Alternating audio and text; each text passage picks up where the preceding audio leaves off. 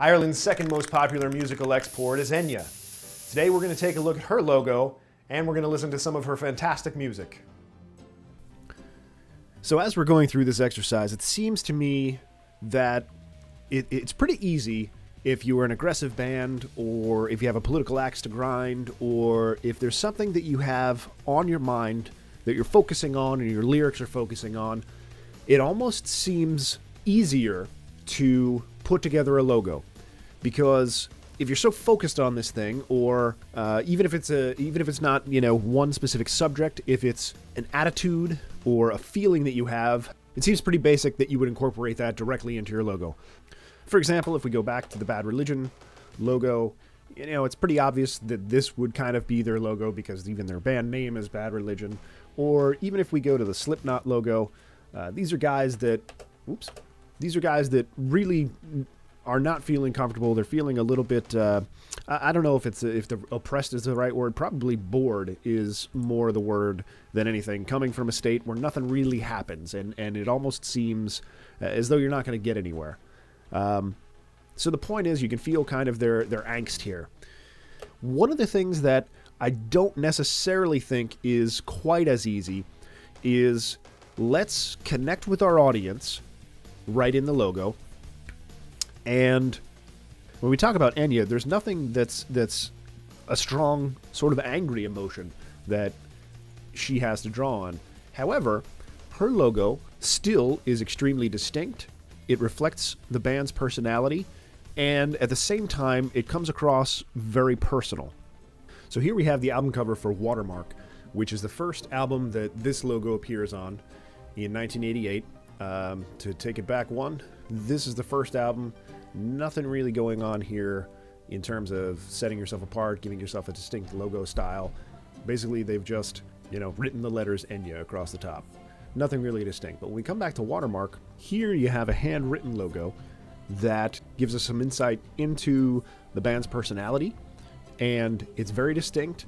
First off, in that there are only 4 letters, so it's easy to remember, it's easy to recognize. And you have a distinct flow in terms of how do your eyes pass over this word. So one of the first things I want to bring up is graphology, which is, as it says here, the pseudoscientific study and analysis of handwriting, especially in relation to human psychology. So if we scroll down here, you can look this up in your own time, but the bottom line is that when you're studying someone's handwriting, the theory is that you can tell a lot about the person. You can tell, in the case of John Wayne here, you can tell that the signature shows a blacked out portion that represents his lung cancer. So you can tell physical conditions, you can tell the mood that they had at the time, which is essentially integrative graphology here, which says that the stroke, structure, and pressure relate to your personality traits.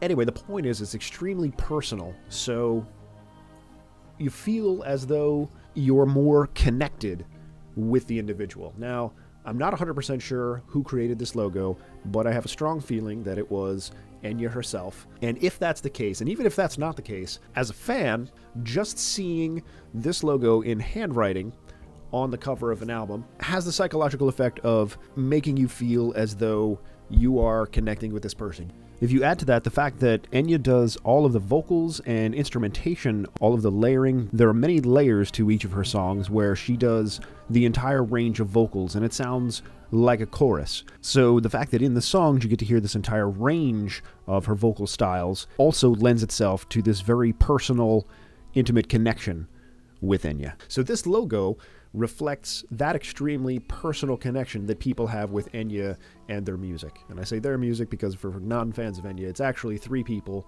and then Nikki and Roma Ryan. So here we have an example of a very distinct logo style, which also shows the band personality. It's symbolic not only of the music, but of the people themselves.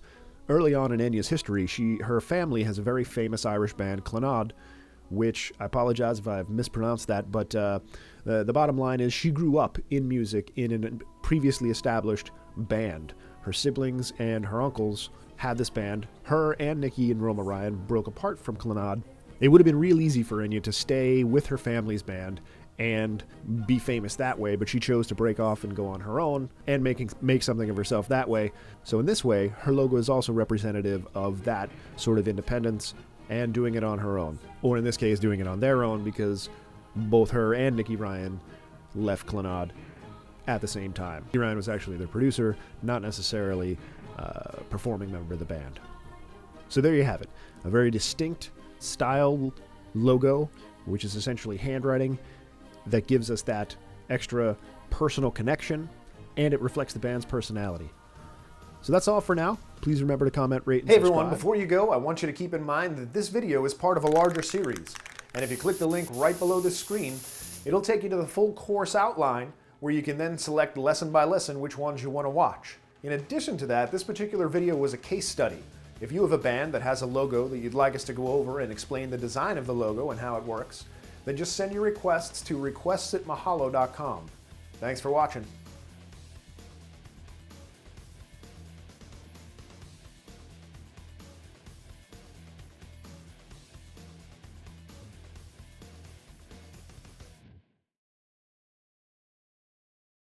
Many of the logos that we've looked at so far are from heavier, harder bands. Well, today we're going to look at how the opposite of that.